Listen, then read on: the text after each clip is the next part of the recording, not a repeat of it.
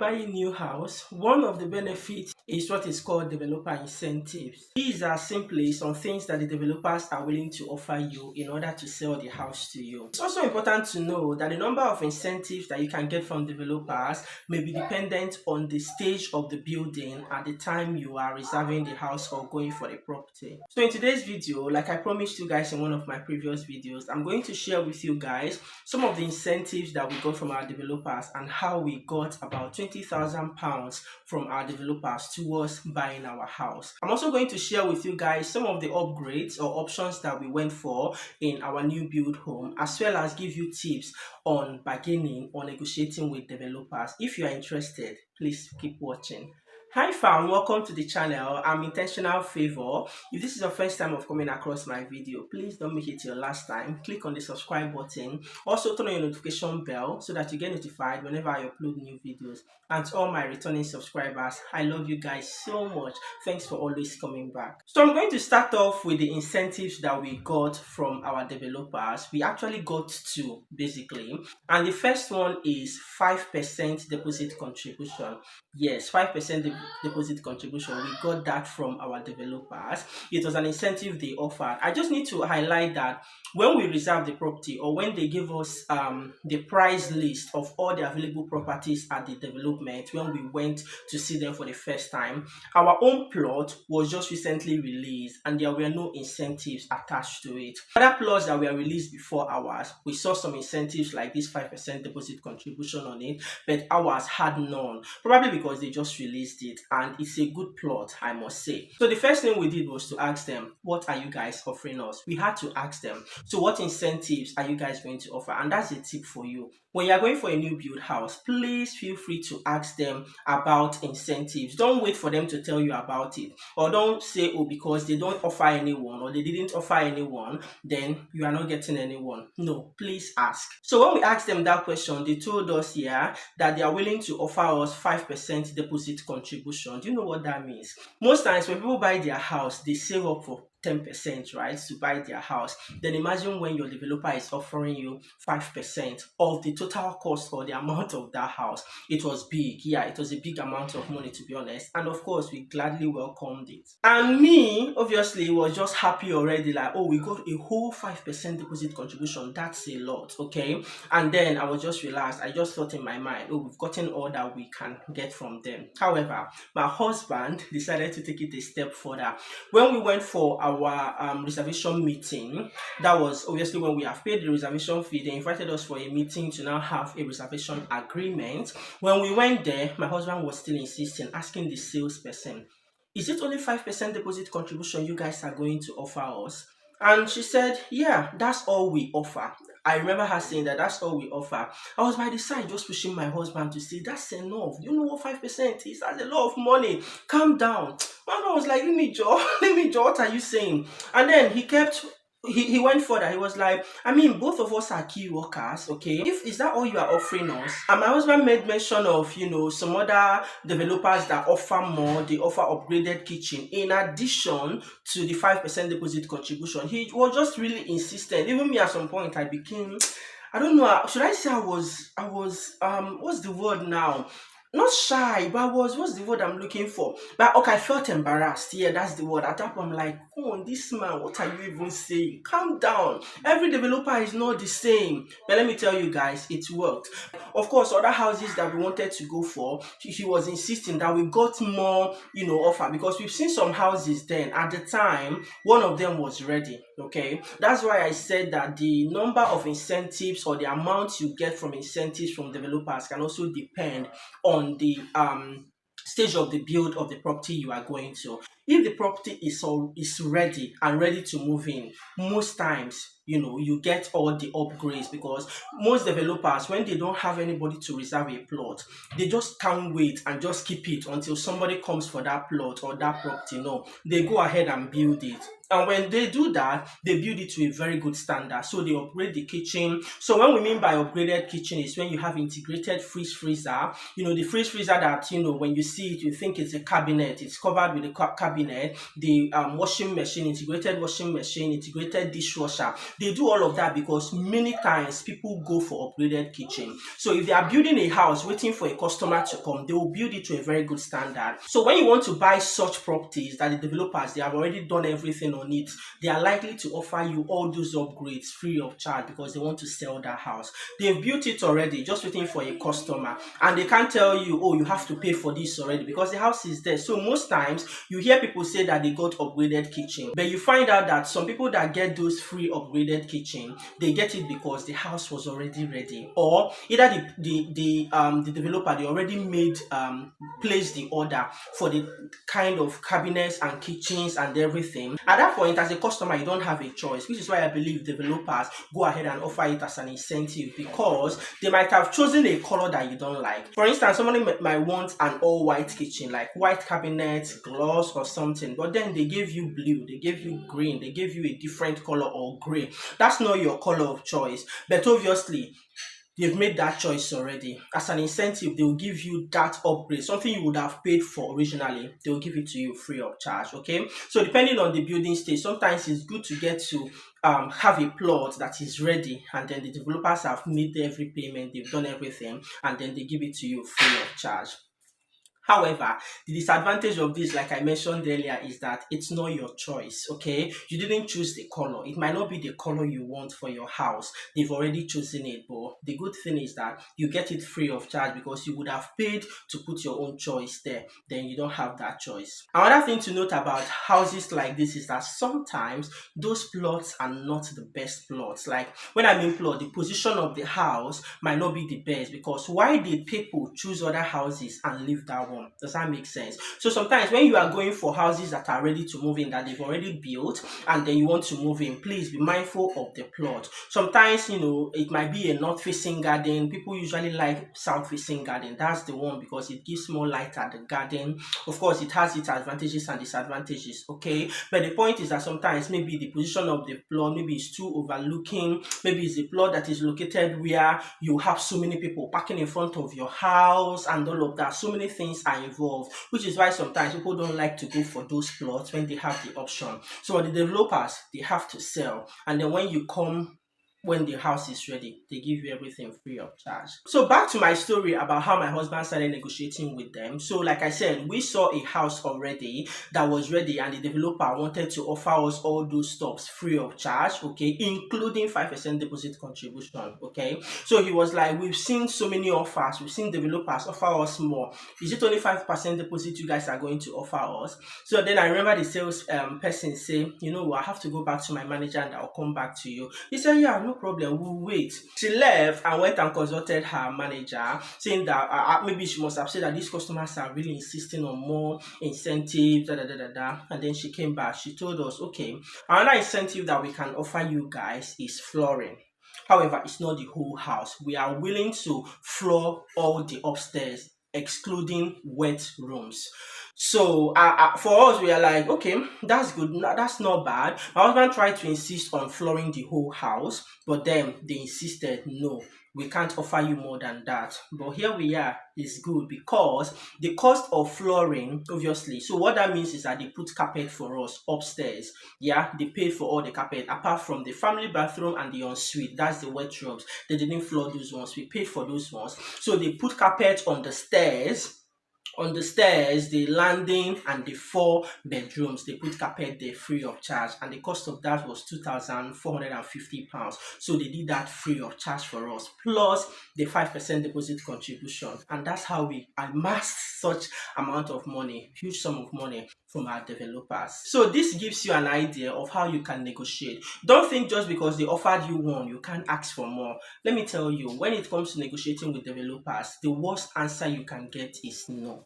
Yeah, but how will you know whether you get a yes or no if you didn't ask? So my advice will be always push, like my husband did. I was one embarrassed, thinking, come on, they already gave us enough. Stop comparing, stop all this. So my husband's insistence on asking for more incentives saved us a lot. We saved a lot because this flooring, we wouldn't have gotten it free of charge. So please don't be afraid or too shy or embarrassed to ask Okay, you are paying a lot for that house. So if you are able to afford to buy that house from them, obviously with a mortgage, then it means that you are capable. So it's not like you are a poor person asking for more money or free money from them. No, please don't feel embarrassed. Ask. The worst that they can say is no, but sometimes or many times they will say yes.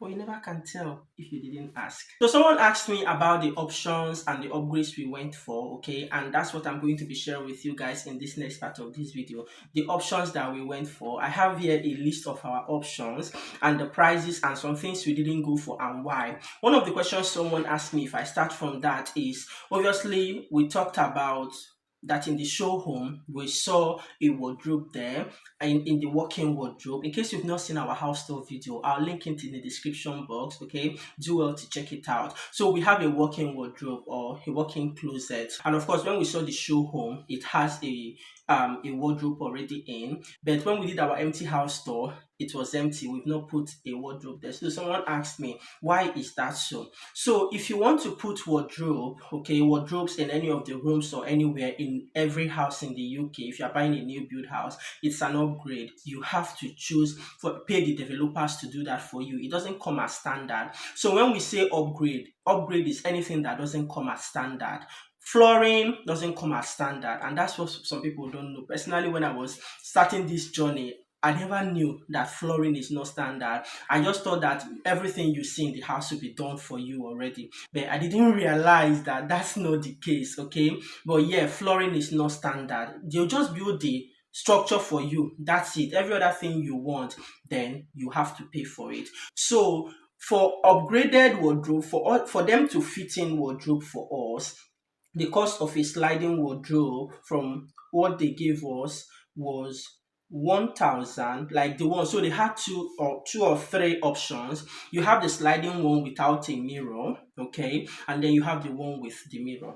The one without the mirror is £1,170, and the one with the mirror is £1,520. So we wanted to go with the one with the mirror, not the one without the mirror, okay? That would have cost us £1,520, but eventually we did ours for £1,200. Someone might say, what's the difference? £300. Well, £300 is a big money, okay? It's a lot of money, yeah? However, the ones that the developers didn't have compartments inside, so all they will do is to put a hanging rail for you and then the door. That's it. I didn't like that. If only it had compartments, maybe I would have done it with them and saved myself the hassle of bringing someone to my house to do it, okay? But at the same time, we saved £300, so no regrets. But there were no compartments. Just imagine a very big wardrobe. All they will do for you is to put a rail for you, then put the door. That's it. What do you do with that open space? But the one we got, obviously, it was divided into two because it's a big wardrobe each side, okay?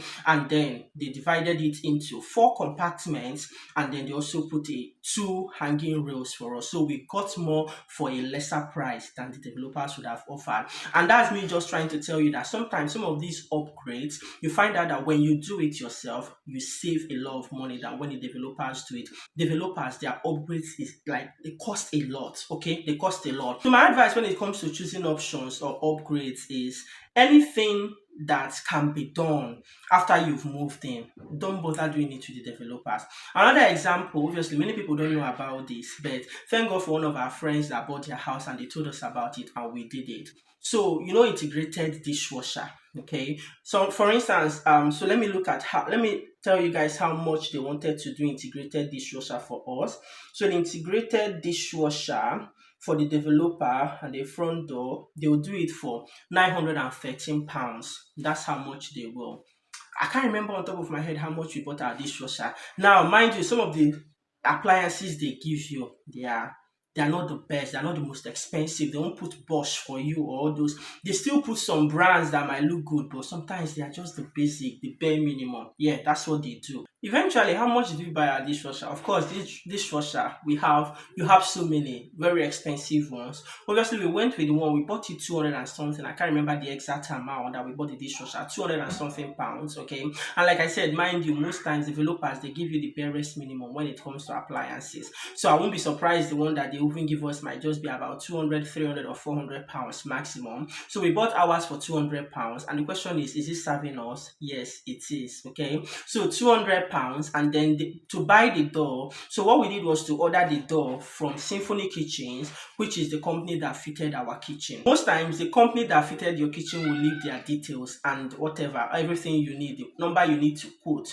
when buying, so that they know the particular house. So we know the quote that we gave them, so they know the particular cabinet they put for us. So we ordered the door. I think the door and everything was about £100, okay, for us to order the door for our dishwasher, and then the plate that we needed to change to just make it align. This is how much we spent to order a new one. So in total, we didn't even spend up to £400 to sort our dishwasher, yeah, and then we would have spent 900 and something pounds.